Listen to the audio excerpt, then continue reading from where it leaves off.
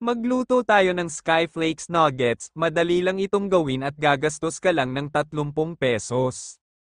Dalawang balot ng Skyflakes, at kumuha ng baso, tsaka pagulungin ito para madurog ang Skyflakes. Pagkatapos ilagay mo na sa platito, lagyan ng 2 pirasong itlog, ihalo ito ng maayos. Pagkatapos lagyan na ng pampalasa, lagyan ng kunting asin at paminta, ihalo lang ito ng maayos. Ilagay sa chopping board at ayusin ito ng hugis square, pagkatapos magpainit ng mantika sa kawali, at iprito ito hanggang magkulay brown. O hindi ba may nuggets ka na?